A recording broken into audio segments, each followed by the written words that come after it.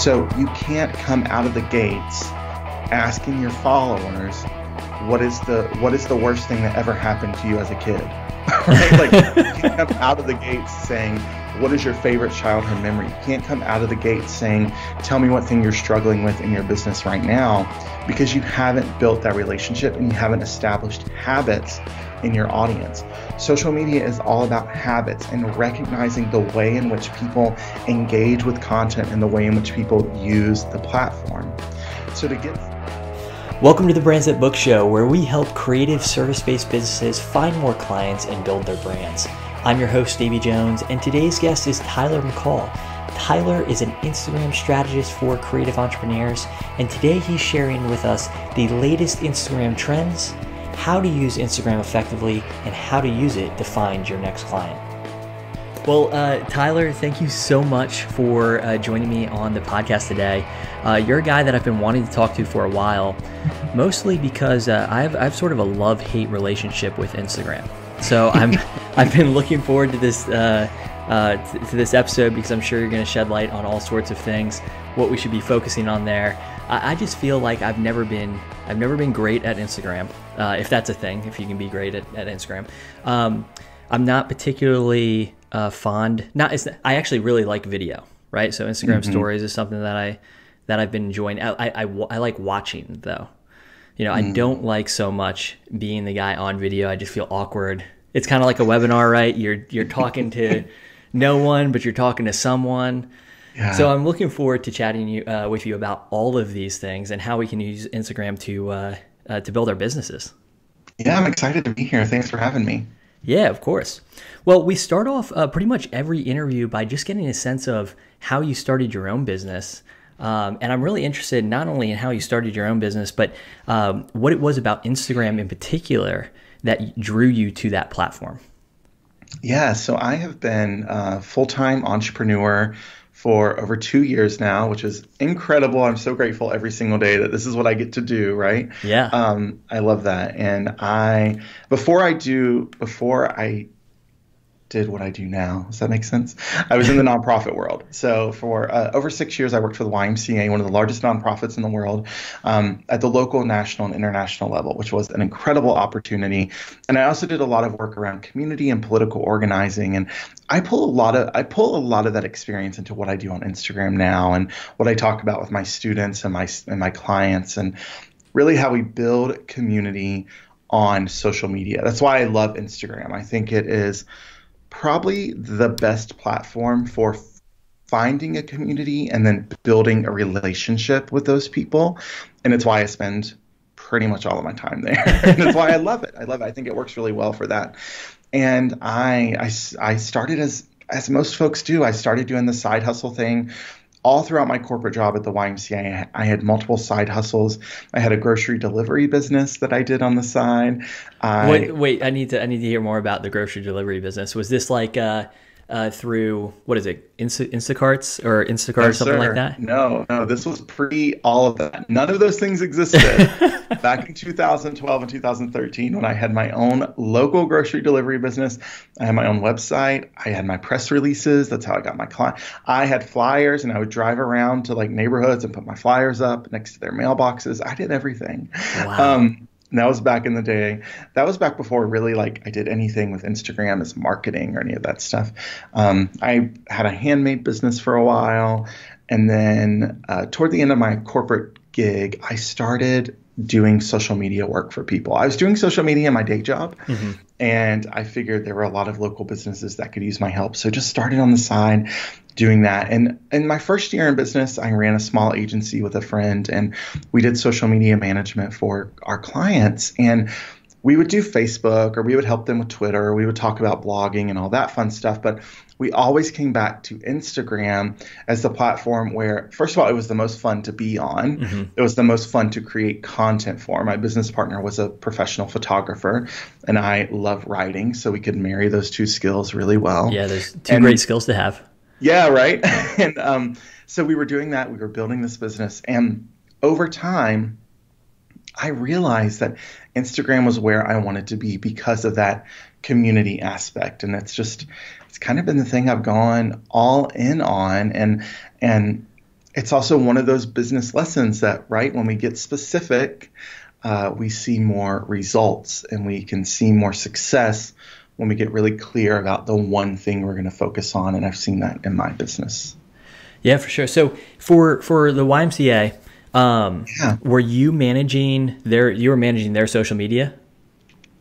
So here's the thing about the nonprofit world. You wear a lot of hats. Sure. So in my role at the YMCA, at the height of my career, I was a district member engagement director. So that meant I had 3 facilities that I oversaw the membership operations for those locations. So I had full-time staff I supervised. We had about 40 part-time membership associates that I've hired and trained and supervised.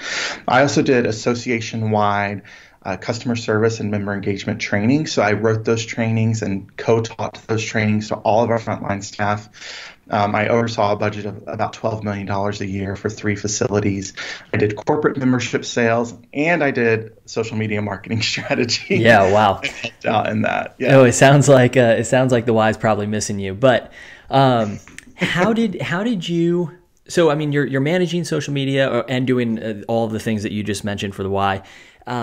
And you see this need among small businesses. Like, how did you make that transition from, how did you kind of pick up your first client? Yeah, so there was a gift shop in downtown Asheville, North Carolina, where my partner and I lived before Chicago, where we live now. And I was a regular customer. I loved their products. And I was on Instagram myself. At that time, I had a handmade business. I was making room and linen fragrances at my kitchen table, selling them at trunk shows and craft fairs. And I went in there one day and said, hey, I have this product. Do you want to put it in the store? They were like, sure, we'll order like 10 bottles. And then a few months later, I went back in and I said, hey, have you ever thought about working with someone to run your Instagram? You have a really cool opportunity here. You're selling incredible products, but their Instagram was so ugly. It was so bad. And they were like, yeah, sure. We'd be up for that. And I was like, okay, cool. I'll do it for $200 a month. And they were like, all right, cool. So I did that for like 3 months.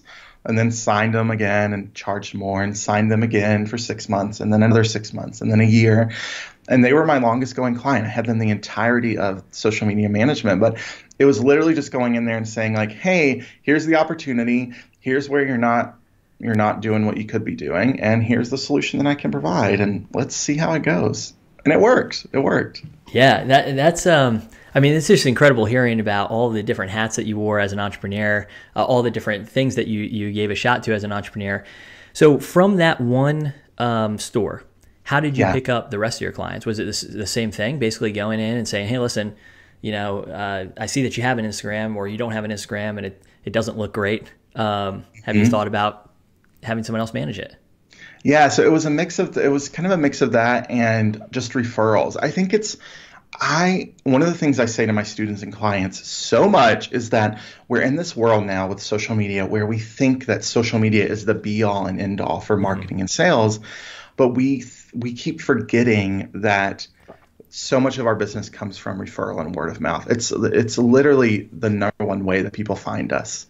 And if we don't nurture those relationships, if we're not networking, if we're not going to events, if we're not other entrepreneurs, then if we're not connecting with those other people, then we are missing out on opportunities to get more business that don't require us to post on social media or pay for ads or any of that stuff. So it was just those personal relationships, really going to the coffee shop, knowing the coffee shop owner, having conversations with people that you're sitting next to, going to creative meetup events, planning workshops. My business did a lot of local workshops. It was like $30 to come to this like afternoon and learn about Instagram and get my name out there and start connecting with more people and just doing the hustle, right? That, get your name out there. That's what made it work. Yeah, and I think I love what you're saying there because I think there's no shortcut for that hustle. There's no shortcut you just have to put in the work at the end of the day.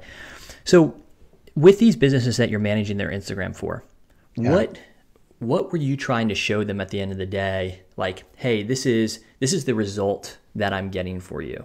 So like, what was that result that you would primarily focus on? I imagine on one hand, it's just aesthetics. It's just, hey, nobody could even tell what was in this picture because it was so blurry. But now look like your feed looks, cohesive, and there's a consistent aesthetic. But were there any other metrics that you focused on for them?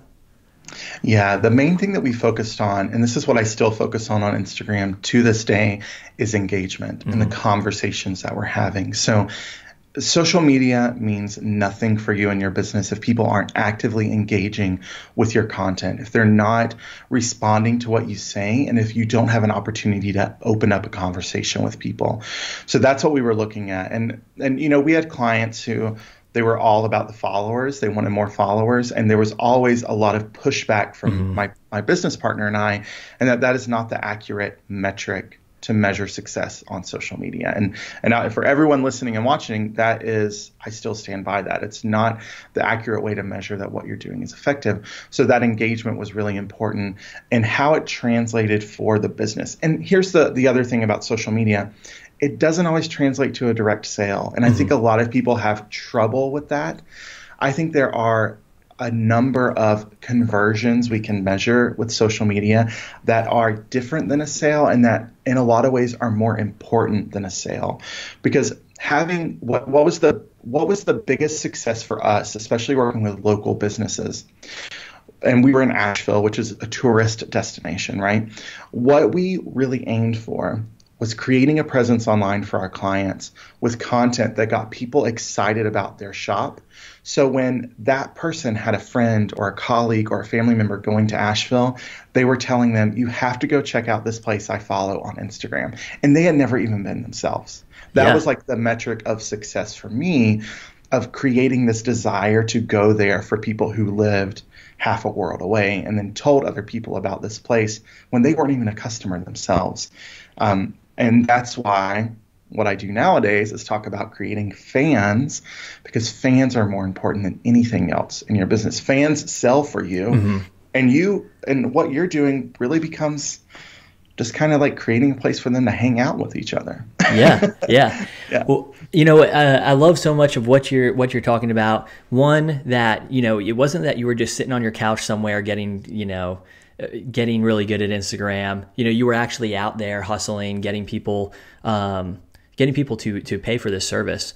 So I love all of that. And then I really want to dig in more to these metrics and this concept of building fans.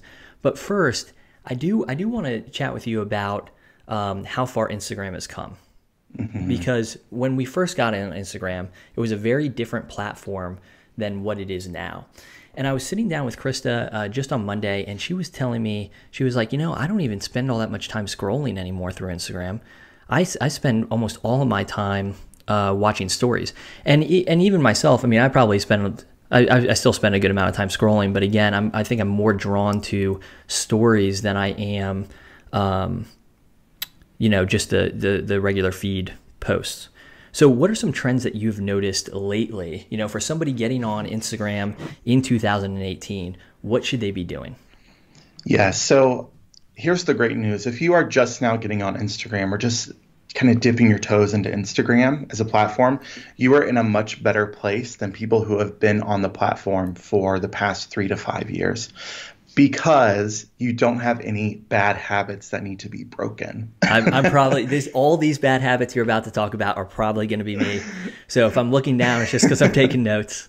All right. So a lot of what I see people doing now is trying to use the same strategies on Instagram that they used 18 to 24 months ago, before the algorithm was in place, before Instagram stories existed, when literally all you had to do was post a pretty picture with the right hashtags, and you would get a ton of engagement and you would get more followers.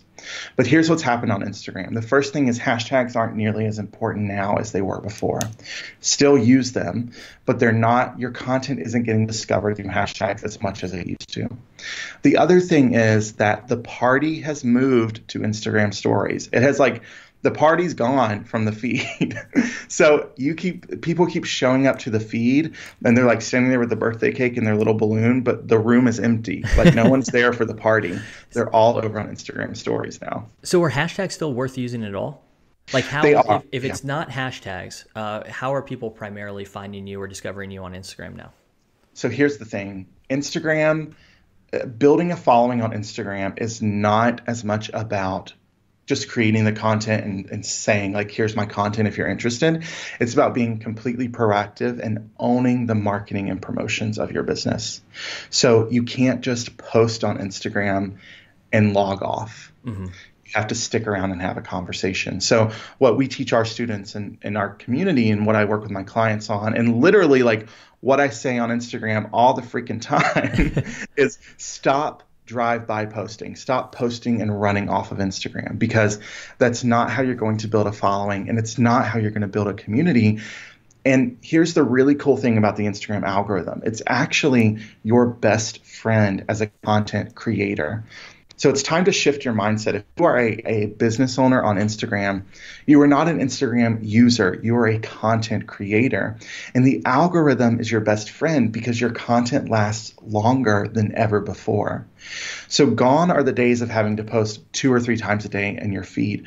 Gone are the days of you having to post once a day in your Instagram feed, because your content will last days when it used to last minutes or hours. So that means all that time that you were putting into taking more photos, writing more captions, designing more graphics is all time that can go into having real conversations with real people to introduce yourself and your content to them. Yeah. Okay. So I feel like there's so much we have to unpack here. I was having a conversation with one of my friends, Tyler Harrington, and we were talking about the algorithm. And I'm with you that I don't think people actually hate the algorithm. I don't think the algorithm's, the problem necessarily. And I'm sure, and I'm so glad to hear you say that as well. So going back to posting and having this algorithm that makes content last longer than it used to in a chronological feed where things would get buried, almost instantly, right? How often should somebody post? I have a client right now who posts twice a week and engages every other day. And she has more followers than ever before. She's averaging over 1,000 profile views a week, and her engagement is over 40%. And she's posting 2 times a week. So do things like timing even matter anymore? Like, does it matter if I post at 2 a.m. or? Yeah, that's an interesting question, especially at the time of us recording this podcast, because Instagram just made some changes last week. So they're fiddling with the algorithm to try and make people happier with timing. I think timing is still important, because Instagram is much like Facebook in that initial engagement is what determines the vitality of your content. So you do want to post at a time when people are on, because that initial burst of likes and comments is what's telling the system that this is worthwhile content, so it shows it to more people. And so for that, I know that like Instagram pods at one point were a popular thing. Does that kind of thing still help? And it does. Yeah. For anybody listening who doesn't know what an Instagram pod is, and you can correct me if I'm explaining this incorrectly, but basically a group of people who get together and kind of devote themselves to liking and commenting on each other's posts, almost immediately after they post. Yeah. And so strategies like that are still helpful. And I think a lot of people have gotten away from them because they were using them in the wrong way. Mm-hmm. So it's not about just getting a bunch of likes and comments. It's about getting really targeted engagement. So what I encourage my students to think about is, if you are this service provider, you provide this service as a wedding planner or graphic designer, whatever it may be, what rounds out the experience for your client? So what are the other things that they need to plan their wedding or execute a launch for their business? Okay, then you, as the person in that role, need to make sure that you are aligning yourself with other people who serve the same person in the same way. That way you are building up. It's just like in person, right? It's just like local business. If I were a local attorney, then it would be really valuable for me to be connected with local restaurateurs, with local accountants, with local business owners, for me to go to things like Rotary or go to networking events. Same thing on Instagram. How can you align yourself with other professionals who serve the same type of client with the same needs and desires? That's how you create a really successful Instagram pod. That's how you create really great engagement and growth strategies, is by staying in your circle and staying in your niche instead of just trying to get likes and comments from wherever, because it ain't going to help you in the long run. It's not valuable. It's not valuable. Yeah, that makes sense.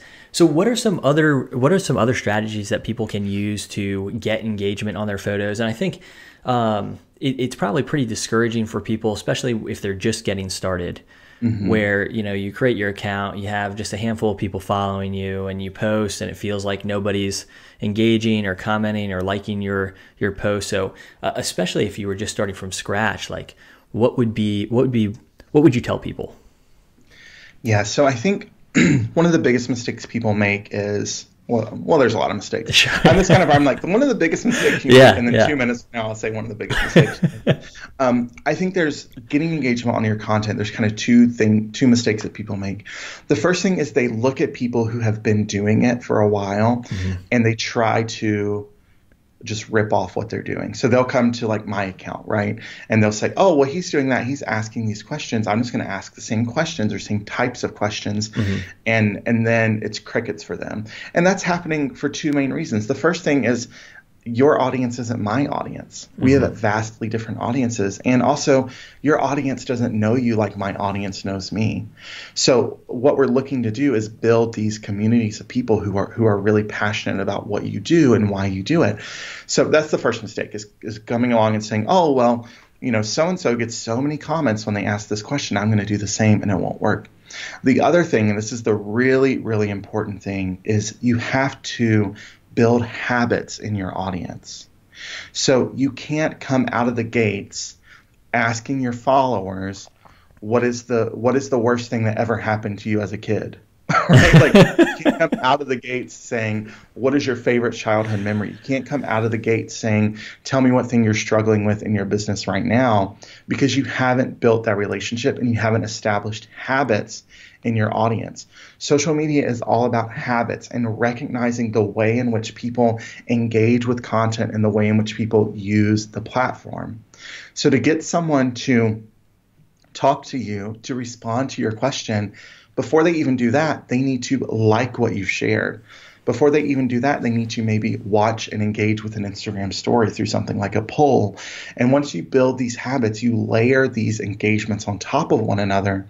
That's how you get your followers to a place where they are willing to not only answer your question about your favorite childhood memory, but to give you their email address through a direct message, or to book you for your service, or to buy your product through a direct message without ever even seeing it. This is how you get people who send you DMs that say, I don't know how much it costs to work with you, but I have to work with you. I want to give you my money. You have to layer those habits. You have to build those habits in your audience and build that relationship. And y'all, that takes time. It takes time. Sure. It's not an overnight thing. It's not going to happen immediately, but it just takes you showing up consistently and connecting with real people day in and day out. That's how you build those relationships. Yeah, I think what you're saying about where you are in a relationship with somebody is such great advice. We talk about something similar in, even on your website or whatever channel it is, right? And I think that's a great insight, that we do have a tendency to look to others in the industry, look at where they're at with their audience, and think that we can get there right away. So I think that should be just encouraging to people, that these kind of things take time, but it's so worth it when you do these things correctly and you take the time to build an audience that engages with you like that. Yeah. So for somebody just starting out, would you talk about, do you tell them, is there any focus on followers at all? Maybe as a byproduct of engagement, you would just say followers will come.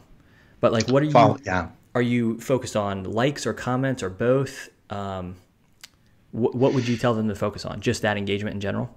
So when you're starting out building your account, the very first thing you have to be completely clear on is who you are trying to attract. So this is like this is not just for Instagram, this is for your business, right? So getting crystal clear on who the person is that you need to get attention from, that you need to get in front of.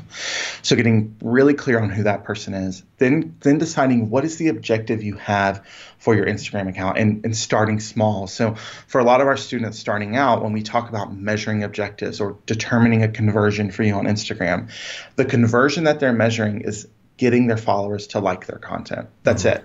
We just want to convert a follower to a liker. Yeah. And then we want to convert a liker to a commenter, then a commenter to someone who sends direct messages. We want to do everything natively and organically on the app before we even try and sell them anything or get them to go to our blog or anything like that. So those are the things that we're looking at initially. Then we get really clear on the content we're going to create, because we're speaking to one person and one person alone. No one else matters. The opinion of no one else matters. It's all about creating content for that one person. Then we can start doing the work of growing our following. So a lot of people come on Instagram, guns blazing, ready to grow a following, but they don't know who they're talking to. They haven't decided how they're going to show up, and their content isn't where it needs to be. And if we're going to grow our Instagram by engaging outside of our account, by going out, finding people and connecting with people, then we better have some good content to bring them back to. So when they come back to our account, they're like, oh yeah, I'm interested in this. Oh yeah, I like what they said. Oh yeah, this really resonates with me. That's when they're more willing to follow and to engage with your content. Yeah, I like how you created sort of a value ladder there within Instagram, you know, where you take somebody from not following you to following you, from following you, just following along, to liking, and then moving them to comment.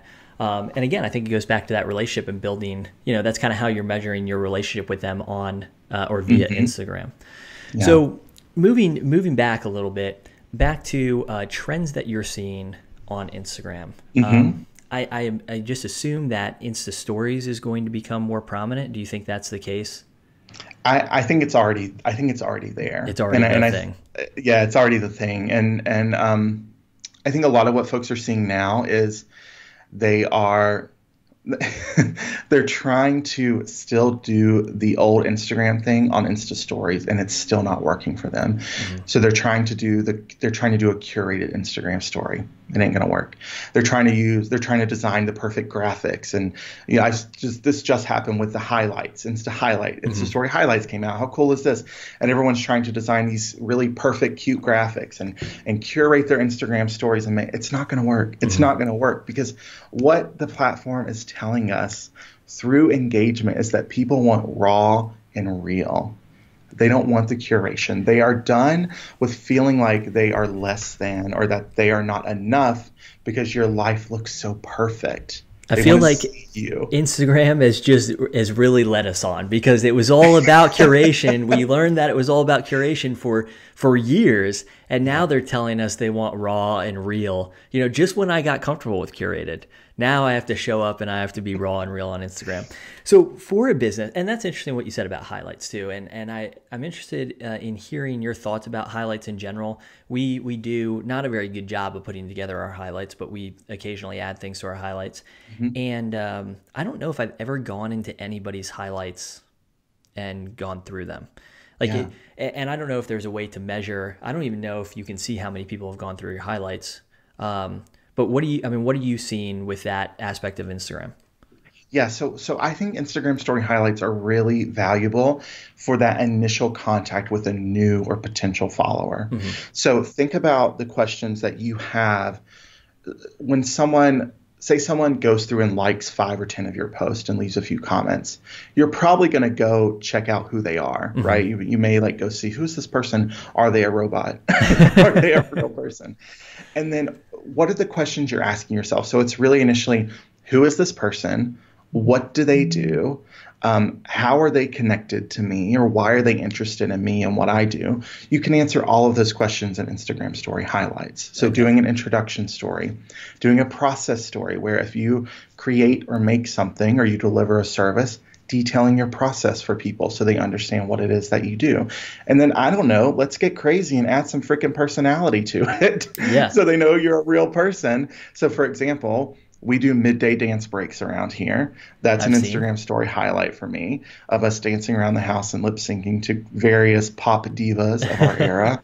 That's a part of what we do. That Yeah. adds personality. I have an entire Instagram story highlight about Target tips, how to save money at Target, because I love Target and I want people, you should not be paying full price at Target. I haven't paid full price there in a decade and you shouldn't either. So those are the kinds of things that I'm sharing on my Instagram story, in addition to Instagram tips and an introduction story and things like that. So when someone comes to my profile, they see, oh, he talks about Instagram. My little line, talks about how I love nachos and my partner and Target, and a little bit more about me. And you can go to my highlights and you can see, oh, this is him. This is something fun about him. Here's an Instagram tip I can take away. Here's some free stuff he's created for me that I can get from his profile. All of that before they even decide to follow me. And the idea here is that if they are getting that much value and that much personality and that much connection just from a few videos on my Instagram stories, think about how much they're going to get if they actually follow me and stick around for what I'm doing. So I'm going to have to revisit Instagram highlights now. All right. So I have to add that to my list. Now, going back to Insta stories, for somebody what should people be doing there? I mean, raw and real and personality. But do you have a formula for people that, hey, you need to do this many business posts and kind of mix in your personality here? Or do you tell people to avoid graphics altogether? What are some of the tips you're giving people for Insta stories? Yeah. So here's the thing about all of social media is nothing is prescriptive. Mm-hmm. And if anyone is telling you that you have to do it this exact way for it to work, they're lying to you, because there's no exact right way to do this. I just had a call with a client this morning and I said, I can teach you strategies and tactics all day long. I can teach you the best practices, but something about what I'm going to teach you is not going to be right for your industry or your product or your audience. There's going to be something that you have to do differently. And at the end of the day, you are that missing piece that has to put it all together. So for Instagram stories, really the simplest thing that is the thing that guarantees you get some kind of success from Instagram stories is having a plan for what you're going to do in the story. And I take this back to elementary school in learning the basic arc of a story, where stories have beginnings, middles, and ends. So if you're going to do an Instagram story and you're going to do it well with an intention and a purpose behind it, you better introduce that story, you better take me through an experience, and you better wrap that thing up at the end so I have a conclusion, because our brains can't handle a cliffhanger. And if your followers are consistently seeing you start a story but never finishing it, they're going to stop watching. If your followers are consistently experiencing you doing an Instagram story that's halfway through a process with no context for what happened before this, they're not going to watch, because it's frustrating to be a part of that experience. But if you continually show up on your stories, you let me know what's going to happen, you give me an out from the beginning. We should always give people an out from the very beginning of our relationship with them or connection with them online. You give me an out from the beginning. So if I'm not into it, I can swipe away. Then you take me through an entire process, an entire experience. You tell me an entire story, and then you wrap it up at the end. And maybe you give me a call to action, or you point me to some more content. I'm gonna stick around because that's pretty damn valuable. Yeah. And I really value what you've done for me in that time frame. And that's how you create really meaningful Instagram stories. Little snips of your day aren't gonna do it. Little clips here and there aren't gonna do it. If you want to show me your whole day, take me through your whole day. Don't just show me bits and pieces. But it's the idea of having that comprehensive story with a purpose and an intention behind it. That's what makes stories work really well. All right, now adding Insta highlights, Insta stories to my list of things to revisit. No, but I mean, all of that makes a lot of sense. With Insta stories, how important is it to always have a story up? And I guess also as a follow-up question to what you're just talking about in stories, if you're bringing, is it okay to have a story that lasts sort of all day? So if you're teaching something about Instagram, or should you kind of wrap that tip up shortly after you start it? Does that make sense? It does, yeah. So I think that's definitely a personal preference and kind of what you want to create for your audience, kind of that expectation. For me, I do a lot of stories in chunks. So I will get on, I will talk about a topic, and then I will wrap it up. Yeah. And I'll be finished. And do you feel like you should always have a story kind of available for people to watch? I don't think you have to. But if you can, if you're sitting here right now with Instagram, and maybe you've been doing the Instagram thing and you're kind of juggling and trying to figure out what you should do, if you can do Insta stories every day, do Instagram stories every single day. I mean, that's what's going to keep you top of mind. That's what's going to keep people engaging with you. And what you'll see next time you're on Instagram, I want you to check this out. If you watch someone's Instagram story and maybe engage with a poll that they've shared or even direct message them, you will almost instantaneously see that person's content show up in your feed. Or if you watch someone's Instagram live, you will almost instantly see the next few posts in your feed are going to be from them, because Instagram is valuing that content so much. So staying top of mind, staying on Instagram stories, using polls, getting engagement is going to make sure your other content shows up for your followers. That's great. So, and it's not just polls, right? I mean, there's other ways that people can click, whether it's maybe a swipe up or, for those of you, Krista has this, I don't, I'm not Insta famous enough, but, or any action they take on your Insta story, even a DM, would that also cause you to show up? Yeah. Okay. So that's really good to know. Yeah, so Instagram, the metrics that they're measuring are likes, comments, saves. A lot of people aren't thinking about creating Insta feed content that is savable. So what can you say in your post that is either inspirational or challenging for your audience that's going to get them to save it for later? I do a ton of inspirational storytelling nowadays and get hundreds of saves on my content because people want to refer to it later. I didn't even know this is save. How do you find these metrics? I mean, likes and comments you can see, of course. So saves you can see as well? Yeah, so this is individual post insights when you are using a business account. Okay, individual post insights. For stories, there's also a couple metrics like forward taps and back taps. And is there, looking at that, is there a place that you should sit when it comes to those metrics? So the main measure of success for Insta Stories for me and for our students is retention. So how many did you start with at the beginning? And this is when you're doing intentional storytelling. Don't try and measure intention or retention when you're just like posted a snap here and a snap there, because it's not going to work. But how many people watched the first part of your story and how many of them stuck around to the end? What percentage of those people did you retain? And I think this is definitely one of those places where you can work on beating yourself to get more retention and try to create content that retains your audience. For example, on average, I'll retain about 80 to 90% of my Instagram story viewers. I got to imagine that's extremely high. Yeah, because it's creating really intentional content. A lot of people are going to be, if you were to look at it right now, you're probably going to sit at the 40 to 50% area. So then this is homework for you, right? Yeah. Like, okay, let's get better. Let's create more intentional stories so people stick around through the whole experience and they look forward to my stories instead of being like, oh, here they are with another Instagram story. So, and the last question I'll ask about stories here, I'm not making that promise, but at least the last question I have in top of mind right now is the amount of stories that you do per day. And I got to admit, even the people that I really enjoy following, if I click into their Instagram story and it's like a bajillion, I almost I feel like I'm more likely to swipe away or go on to the next. And I'm not sure why. It's not like I'm, it's just, I guess the overwhelming amount of stories that I would have to sit through. Is there a magic number there per day? So we joke in the Follower to Fan Society that on Instagram stories, you should never let your dashes turn into dots on Instagram stories. I like that. When you get, when across the top, it's a bunch of dots, you've gone too far. You've done too much. I think around 12 to 15 in a 24-hour period that's enough. I mean, you're looking at a good 4 minutes at that point of content. If you're doing videos, full videos, that's a lot to ask of your audience to sit there. I mean, that's like a YouTube video.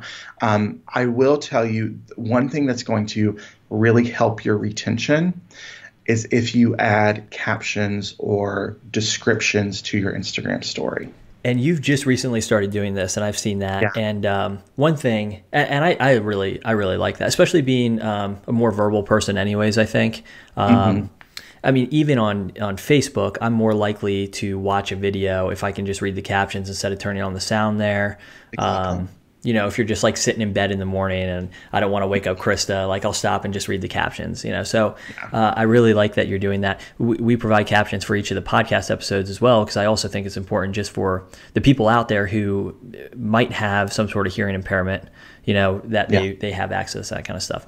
So really enjoy, or really like the fact that you do that. Are those kind of the reasons why you do that? Yeah, so it started out definitely as an accessibility concern because we had people in our community who were sharing like they either, they are hard of hearing or they're deaf, or they have friends or colleagues who are, or who may have some issues with like processing language, dyslexia, things like that, and or hearing things. So I just decided, hey, I want to be a lot more accessible in my content, make it more accessible for my followers. Yeah. And I've played around in the past with adding some captions or adding phrases to my Insta stories just to see what that did with retention. And I always saw better results when there was something on the screen. And lately I've just been doing it completely, like whatever I say in my video gets summarized in a block of text on my feed, and my retention is just staying up there. It's crazy how much more people are sticking around. Yeah. And there was an app that you used to create the transcript for you, right? What was that? Yeah, so there's an app called Clips. It's a free app for iPhone, and it actually does live captioning. So you can speak into it, you can do a video, and it does the live captions, which was really cool. So I played around with that. I'm playing around with some different ways to see how it works. And an important thing to know, which I love that you mentioned Facebook, is Facebook says that over 80% of Facebook viewers watch video without the sound on. So it's so important there. Instagram says only about 30% of Instagram users watch video with the sound turned off. But I feel like that stat's I feel like it's not true. Yeah. I feel like it's not right. I don't. I a lot of times will just look at whatever block of text goes with somebody talking. Mm-hmm. Yeah. That's certainly true for me. It doesn't mean it's not, it's true for others, but I would agree, and I can definitely see that on Facebook for sure. So, transitioning, and this is sort of a random question to ask at this point in the conversation, but because I gotta imagine there's somebody out there that's probably wondering it themselves. Business versus personal Instagrams. Like if you're a business, should you definitely go business Instagram? I do feel like there are probably some tools. Maybe even some access to metrics that you don't get on the personal side that might make it worth it. But what do you think? So if you are a business and you're using social media as a part of your business, you cannot, this is my belief, of course, you cannot in good conscience use social media without the metrics and the insights to measure what you're doing. Because first of all, you're flying blind. You can't measure what's working and what's not working. You can't tell what you need to change or what you need to do differently. And the other thing that's really important here is you cannot prove any of the return on your investment. You can't say whether or not this is really working, because all you're seeing is just a like or a comment or maybe a new follower. And the most important metric that you do not have access to if you are a personal account is understanding your reach on Instagram. And this is a big one, because this is where the entire issue of shadow banning and reduced engagement in the algorithm all came from. And that is the fact that people were seeing less engagement and they immediately blamed the platform. But what happened is time and time again, I dug into people's analytics and saw that their reach had stayed the same the entire time. They were reaching the same amount of people. Instagram wasn't showing their content to less people. Less people were choosing to engage with their content. So what we come to now is the fact that it's not an algorithm issue. It's the fact that, first of all, what you used to do ain't going to work anymore. Instagram's different. Stop trying to do the same thing. And the other thing is people want stories. They want that Instagram story content. That's where you're really going to get engagement. And if you're not using a business account, you have no idea how many people your content is reaching. You can't tell whether or not your hashtags are getting you in front of more people. You can't tell how people are finding you and how many people are saving your content for later. So it's one of those things that, I think you have to have it. You have to have it. And I get the fear of decreasing engagement. I get the concern, what Facebook did to pages, they're going to do to Instagram. It may happen. It may happen. And Here's the thing, there's literally nothing we can do about it. So why are we worrying about that now? We should just focus on building our audiences, building our community. And spoiler alert, the best way to use Instagram to sell is to get people off of Instagram.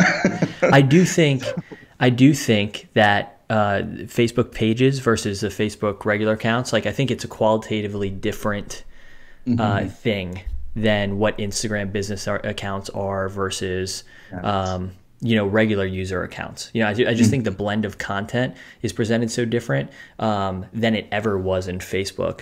And so you're of course right. Like it totally could go that direction on Instagram.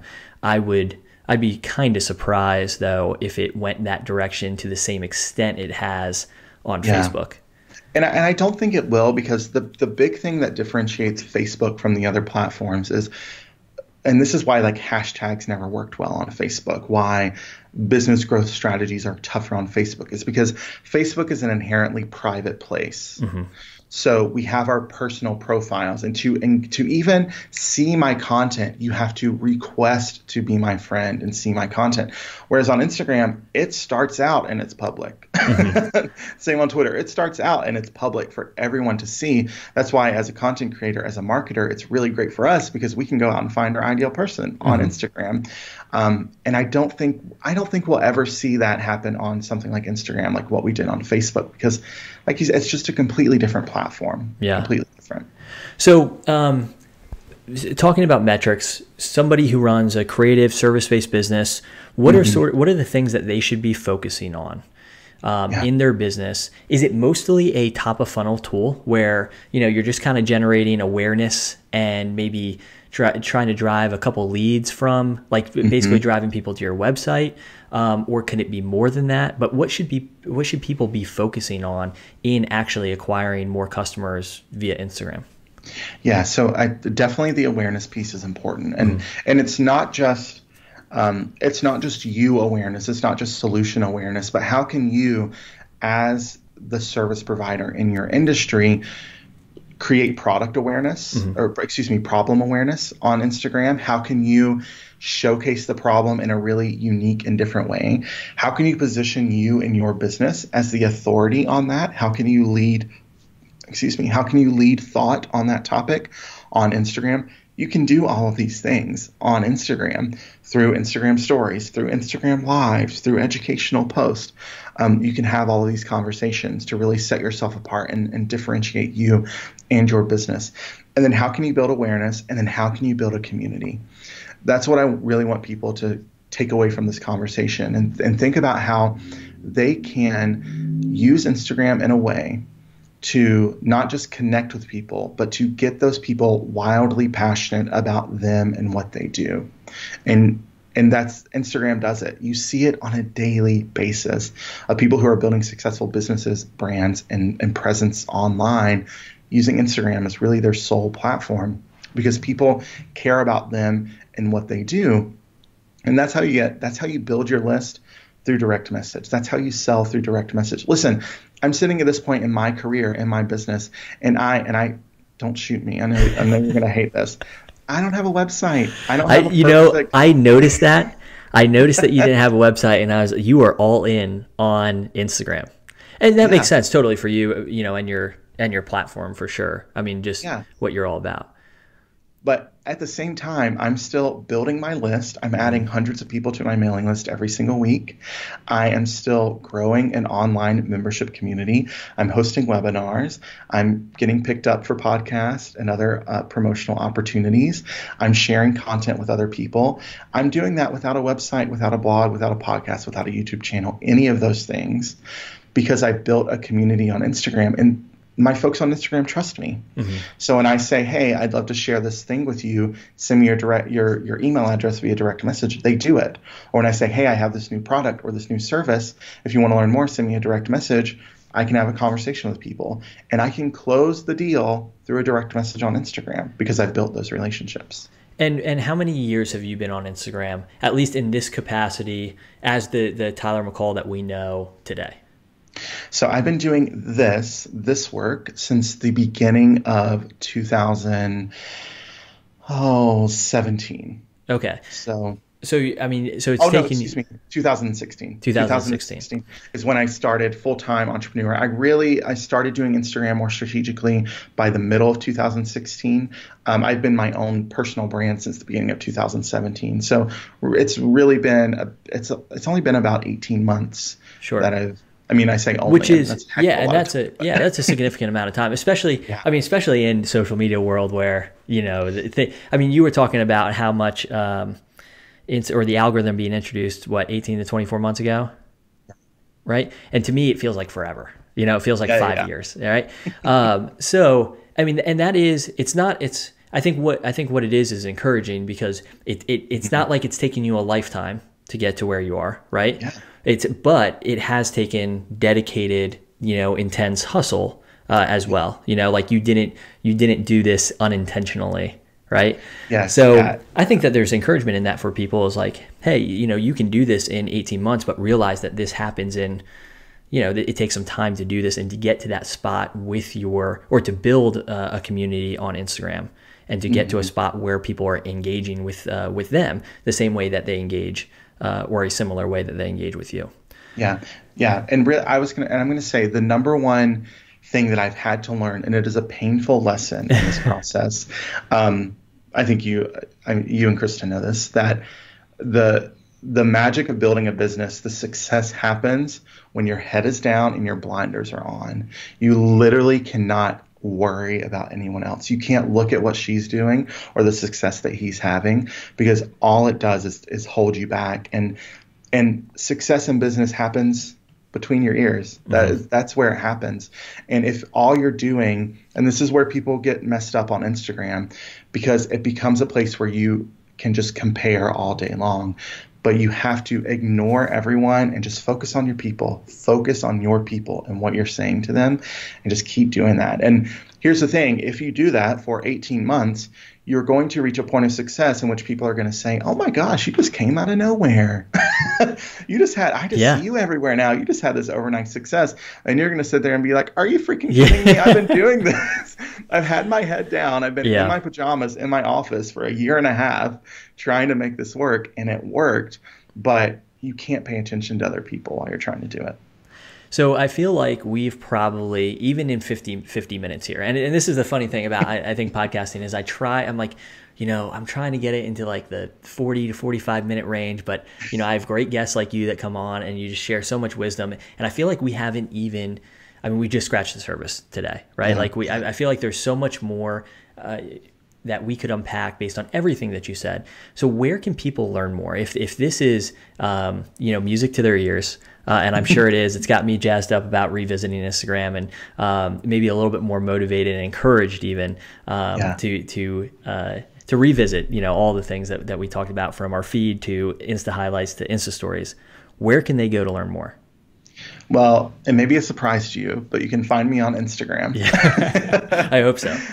At Tyler J. McCall. That's where you'll find talks, inspiration about business, about entrepreneurship, about life, about running a business and dealing with, you know, mental health issues and family issues, and about how to use Instagram to market yourself and what you're doing. So you can find me there at Tyler J. McCall, and online at tylerjmccall.com. That's where you'll find some free resources.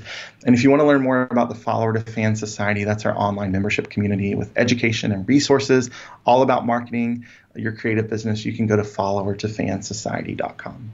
Yeah. So, you know, if you're sitting at home and you're thinking like, hey, I need somebody to really walk me through this. This is something that you should definitely look into. And just as somebody who's followed Tyler for a while, anytime Instagram rolls out something new, you have information about it right away.